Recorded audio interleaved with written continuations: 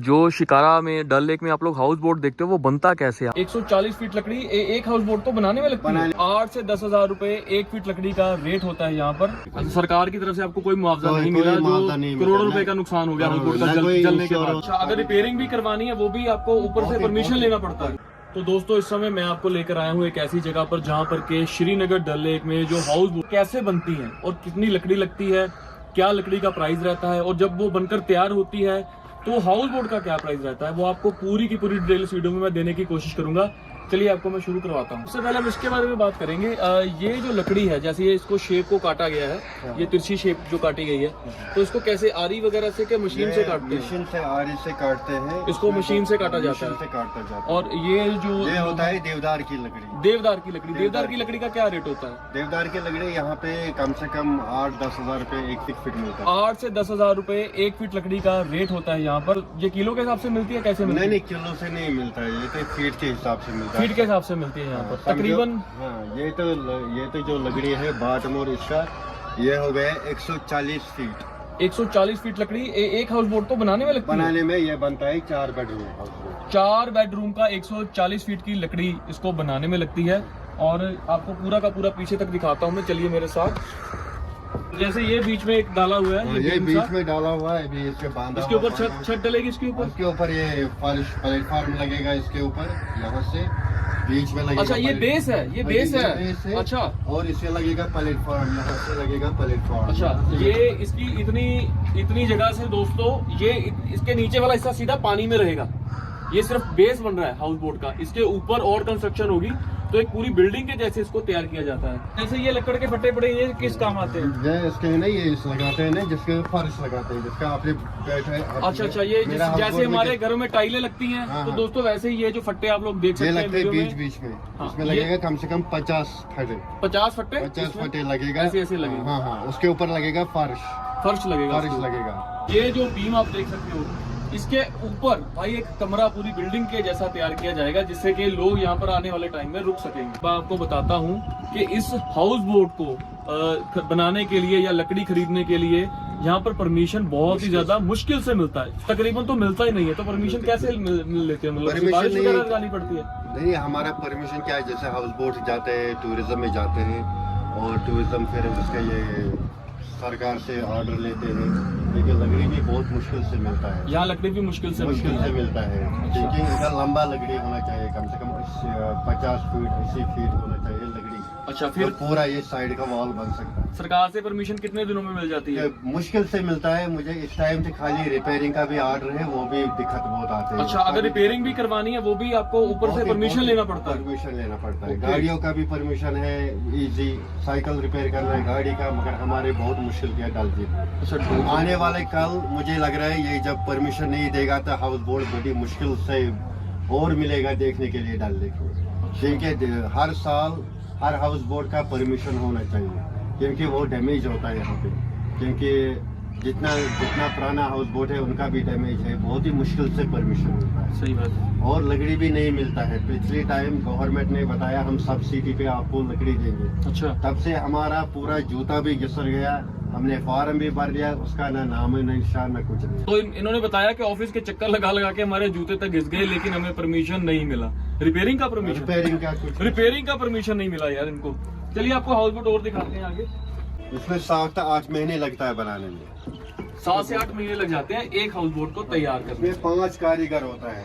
अच्छा, एक house boat को बनाने में 5 कारीगर लगते हैं दोस्तों।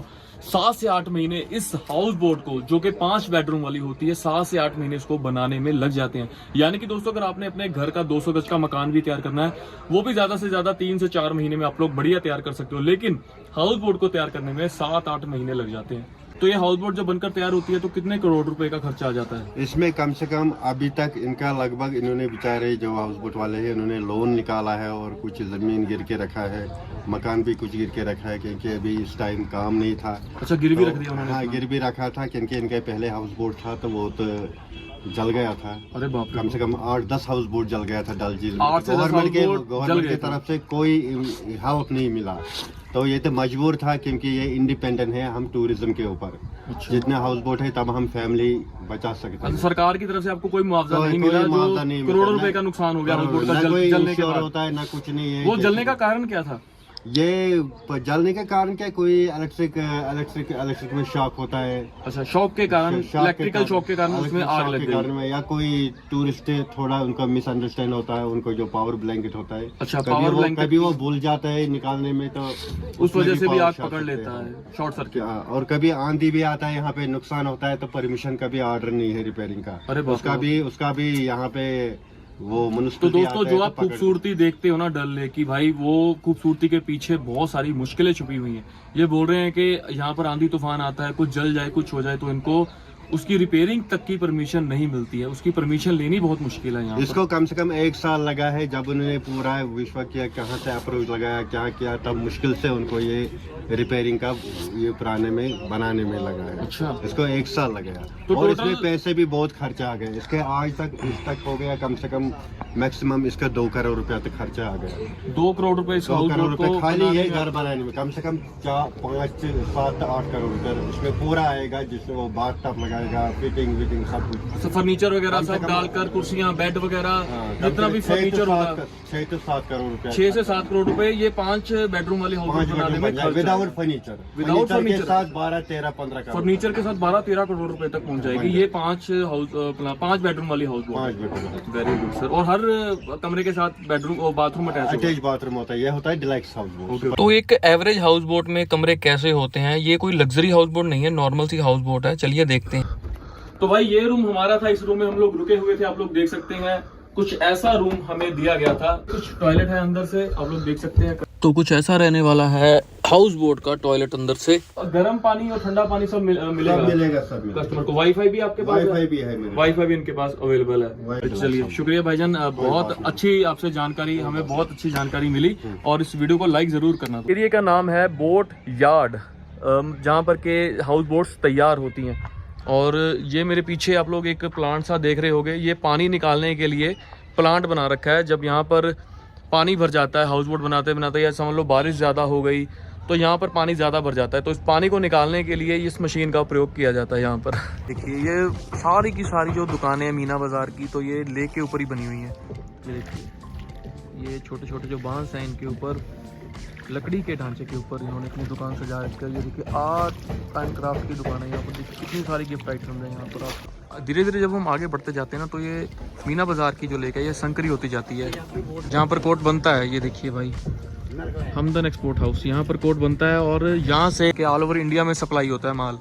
ये वेजिटेबल मार्केट आ गया भाई। यहाँ पर लोकल जो है, यहाँ पर वो सब्जी उगाते हैं। ये देखिए, अगर आपको दिख रहा है कैमरे में, कश्मीर में बगज, गोगेज, गोगेज,